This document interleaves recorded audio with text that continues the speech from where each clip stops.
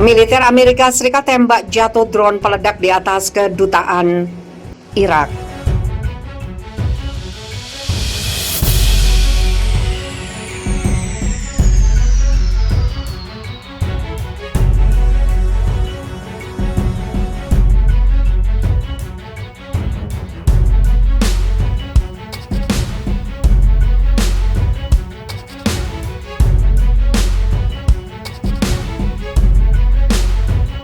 Pasukan militer Amerika Serikat menembak jatuh sebuah drone bermuatan peledak yang mengudara di atas kedutaan besar Amerika Serikat di Baghdad, Irak. Hal itu terjadi beberapa jam setelah serangan roket melanda pangkalan militer yang menjadi markas tentara Amerika Serikat di bagian barat Irak. Seperti dilansir AFP Selasa 6 Juli, laporan reporter Amerika Serikat menyebut sistem pertahanan udara Amerika Serikat menembakkan sejumlah roket ke udara di wilayah Baghdad pada Senin 5 Juli malam waktu setempat. Sejumlah sumber keamanan Irak menambahkan bahwa rentetan roket menjatuhkan sebuah drone yang bermuatan peledak. Laporan Reuters yang mengutip dua sumber keamanan Irak menyatakan drone tersebut gagal mencapai kompleks kedutaan Amerika Serikat. Disebutkan juga oleh kedua sumber bahwa tidak ada korban jiwa akibat serangan drone itu. Belum diketahui secara jelas pihak atau kelompok yang bertanggung jawab atas serangan drone itu. Sejak awal tahun ini sedikitnya 47 serangan tercatat menargetkan kepentingan Amerika Serikat di wilayah Irak, di mana 2.500 tentara Amerika Serikat ditugaskan sebagai bagian dari koalisi internasional melawan kelompok Islamic State of Iraq and Syria. 6 serangan diantaranya melibatkan drone peledak, taktik yang membuat pusing koalisi internasional karena drone bisa menghindari pertahanan udara.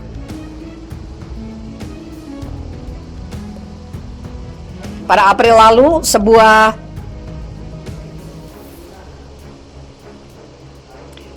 serangan drone bermuatan peledak mengenai markas koalisi internasional Irak, tepatnya yang berada di bagian militer Bandara Arbil.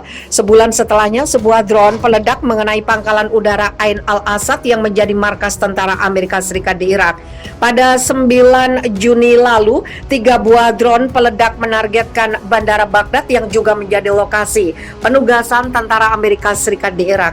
Satu drone berhasil dicegat oleh militer Irak. Sebagai tanda bahwa Amerika Serikat khawatir dengan serangan-serangan drone, beberapa waktu terakhir Amerika Serikat menawarkan imbalan hingga 3 juta US dollar untuk informasi soal serangan-serangan yang menargetkan kepentingan Amerika Serikat di wilayah Irak.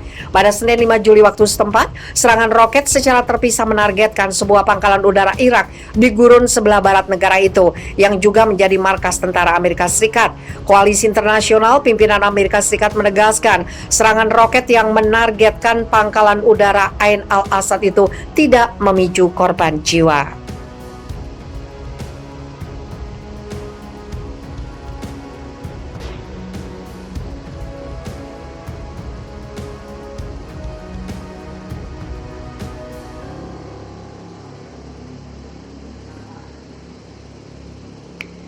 Drone peledak serang bandara Irak dekat konsulat Amerika Serikat.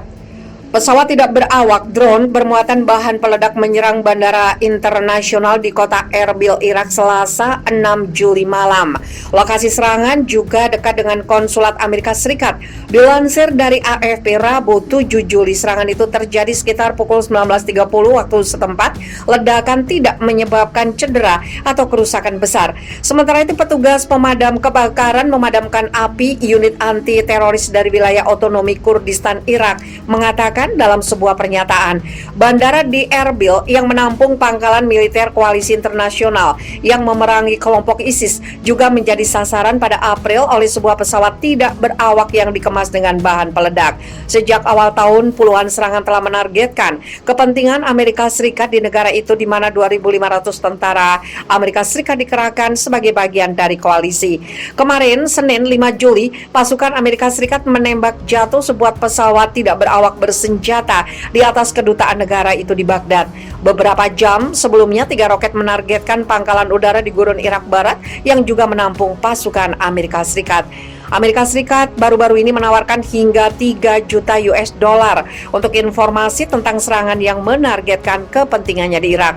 Pemerintah Iran menyatakan mereka tidak terlibat dalam serangan terhadap tentara Amerika Serikat di Irak dan Suriah yang dilakukan oleh milisi kelompok Syiah di kedua negara itu.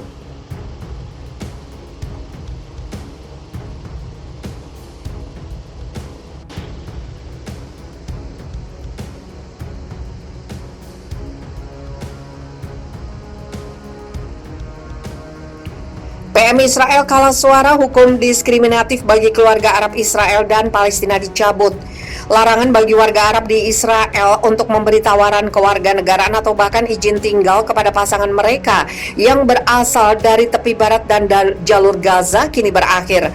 Larangan yang berlaku sejak 2003 itu ditolak pada Selasa 6 Juli setelah anggota yang mendukung perpanjangan hukum kontroversial tersebut kalah suara. Perdana Menteri Israel Naftali Bennett gagal memperbarui larangan itu setelah koalisinya di parlemen terpecah. Baik kelompok sayap kiri Yahudi dan konservatif Arab menentang keras aturan itu dilanjutkan.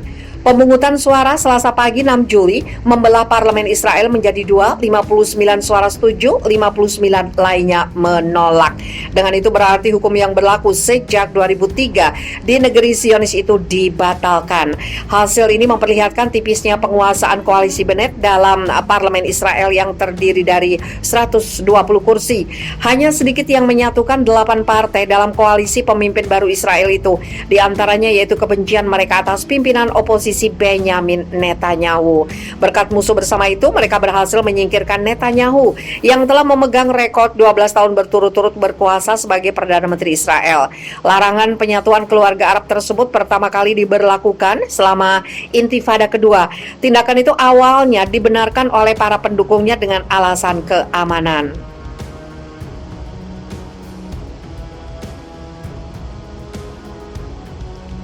Tetapi para kritikus mencemooh aturan ini sebagai tindakan diskriminatif yang menargetkan minoritas Arab Israel. Larangan itu telah menyebabkan konflik tanpa akhir bagi warga Palestina yang tinggal di seluruh Israel dan wilayah yang telah didudukinya sejak 1967. Menurut VOA Indonesia, undang-undang tersebut membuat warga Arab hanya memiliki sedikit jalan untuk membawa pasangan mereka dari tepi barat dan Gaza ke Israel. Kebijakan itu mempengaruhi ribuan keluarga. Pasangan pria di atas usia 35 dan pasangan wanita di atas usia 25, serta untuk beberapa kasus kemanusiaan dapat mengajukan permohonan yang setara dengan izin wisata yang harus diperbarui secara berkala. Namun pemegang izin tersebut tidak memenuhi syarat untuk memperoleh SIM, asuransi kesehatan masyarakat, dan akses ke banyak pekerjaan. Pasangan Palestina dari Gaza telah sepenuhnya dilarang sejak kelompok milisi Palestina merebut kekuasaan di sana pada 2007.